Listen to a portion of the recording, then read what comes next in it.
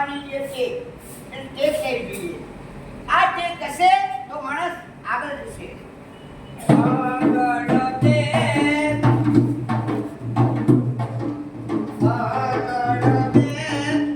શિક્ષણ ભણવા દે મારી બેનો સંસાર કરવો છે. પકડ દે પણ શિક્ષણ જે બિલકુલ ભણેલા નથી, એમને અક્ષર જ્ઞાન નથી.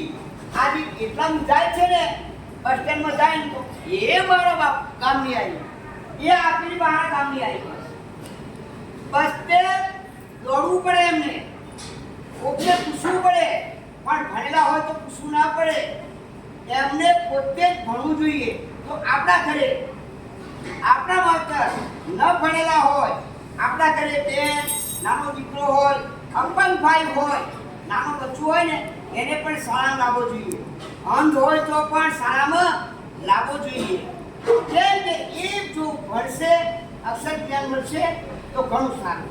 એટલા માટે આપણા કુટુંબ, આપણા ઘરે કાંઈ નાનું બાળક હોય, 7 વર્ષથી મોટું થઈ ગયું હોય, એને પણ શાળામાં લાવવું જોઈએ.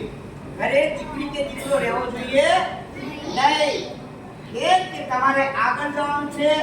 અત્યારે આ જમાનાની અંદર શિક્ષણ આગળ છે, એટલે દરેકે કહેવાય છે ભણતર જીવનની અંદર મહાન છે.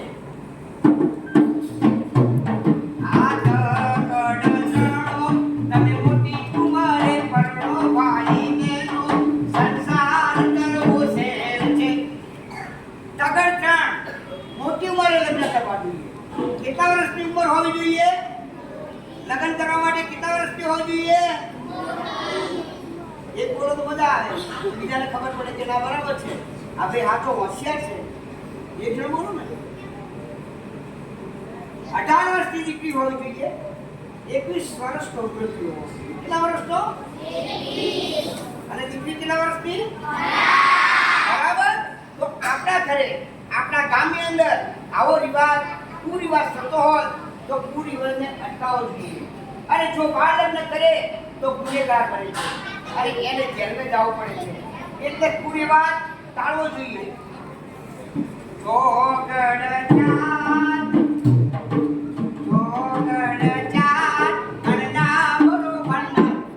આપણો ખેતી પ્રધાન દેશ. આપણો દેશ કયો કહેવાય? એમાં ગુજરાત જમીન વાળો છે. એટલે આપણે ખેતી કરીએ પણ સંગ્રહ ના કરવો જોઈએ.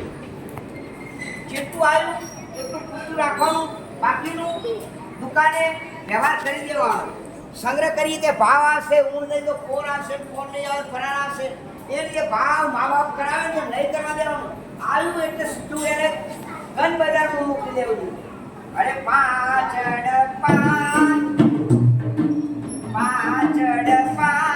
તમે કોઈ ના લેશો લાજ ભાઈ બહેનો સંસાર કરો. લાજ, લાજનું કોઈને ખબર પડે? લાજ એટલે શું? દુષ્કર્મ એટલે શું? લાજમાં કોઈને ખબર પડે?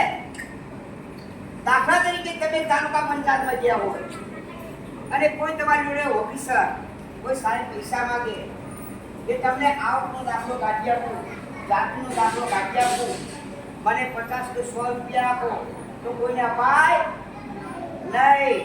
એમને સરકાર પગાર આપે છે, એ તમારા માટે છે, એ નોકરી કરે છે તમારા માટે. એટલે આપણે પૈસો આપવો જોઈએ નહીં. લોચ આપે એ ગુનેગાર છે, લોચ લેનાર ગુનેગાર છે. અરે સગડ